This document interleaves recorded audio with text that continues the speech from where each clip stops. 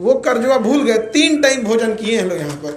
आज यदि कोई डॉक्टर के घर का आता है तो कहता है कि मेरे पिताजी डॉक्टर हैं। आप आपसे पूछते हैं डॉक्टर की जरूरत साल में आपको कितनी बार पड़ती है? 2 बार। हर पेशे का हम सम्मान करते हैं, डॉक्टर भगवान का रूप होता है पृथ्वी पे। हम बस इतना कहना चाहते हैं, लोग गर्व से कहते हैं कि मेरे पिताजी डॉक्टर हैं। डॉक्टर की जरूरत साल में 2 बार 3 बार, जब आप बीमार पड़ते हैं तब।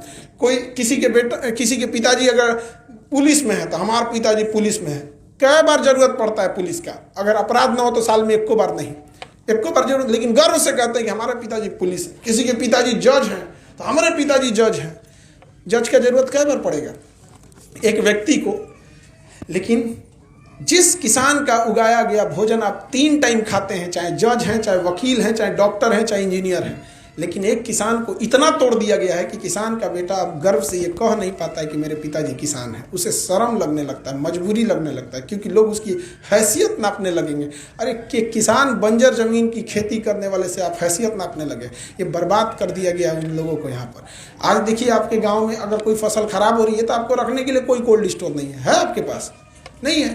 तो ये सब चीज़ों को भी करने की ज़रूरत है। बाकी अभी हमने एक चीज़ की शुरुआत किया है, आप किसान लोगों से अवगत करा देते हैं कि जो लोग पढ़ लिख लिए हैं, जो पढ़ लिख लिया है तो भाई वो तो कहीं ना कहीं अपना सेटल हो जाएगा। लेकिन क्या जो नहीं पढ़ पाया है, 8वीं पढ़ के छोड़ दिया है, 10वीं पढ़ के छोड़ दिया है, तो क्या हम उसको समाज में भटकने के लिए छोड़ दें? 8,000 10,000 पे मजदूरी खटने के लिए छोड़ दे, गुजरात में जाकर लोहा पीते इसलिए तो नहीं छोड़ सकते। तो हमने एक स्किल डेवलपमेंट प्रोग्राम चालू किए हैं, जिससे जो नहीं भी पढ़ा है, 5वीं 6वीं भी पढ़ा है, तो जो 8,000 10,000 पे काम कर रहा है उसको हम स्किल सिखा सकें, जिससे कि वो जहां 8,000 10,000 कमा रहा है वहां 35 से 40,000 कमा सके।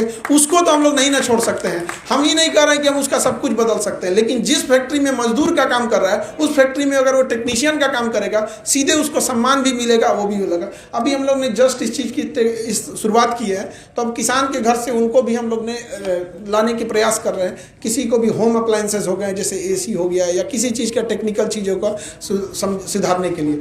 महिलाओं के लिए भी हम लोग ने शुरू किया है, लड़कियों के लिए, ताकि उन्हें असिस्टेंट नर्सिंग सिखाया जा सके।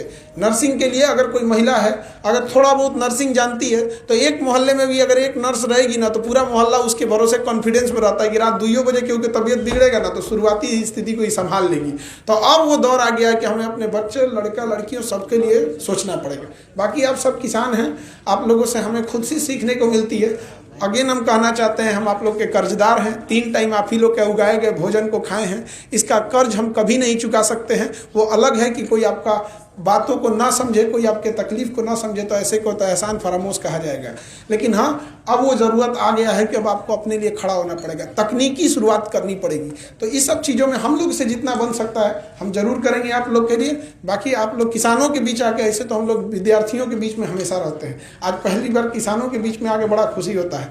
और वो दिन दूर नहीं जब हम लोग आने वाले समय में, हम आपको यहाँ से वादा करके जाते हैं, बोलते भी थे कि किसानों के लिए भी, जैसे बच्चों की पढ़ाई के लिए इंजीनियरिंग के लिए क्लास चलता है, डॉक्टर बनने के लिए क्लास चलता है, वैसे बहुत जल्दी किसानों के लिए भी क्लास की व्यवस्था हम लोग कर रहे हैं, जहाँ उन्हें आधुनिक तकनीक से सिखाया जाएगा। और तब वो भी समझेंगे कि नहीं, अमूमन दिमाग में लोगों को बैठा है कि किसान है तो अनपढ़ होगा। गजब बात करते हैं, अब किसान है तो अनपढ़, ये दिमाग में लोगों को बैठ गया है। बहुत जल्दी इस चीज़ को दूर कर देना है और आने वाले समय में यहीं से शुरुआत होगा, क्योंकि बिहार की धरती क्रांतिकारियों की धरती रही है। जो चीज़ यहाँ से शुरू होती है, पता नहीं क्या है इस मिट्टी में कि पूरे विश्व लेवल तक उस चीज़ों को लेके आगे जाती है। बहुत बहुत धन्यवाद। और यहाँ बैठे सभी लोग को नमस्कार।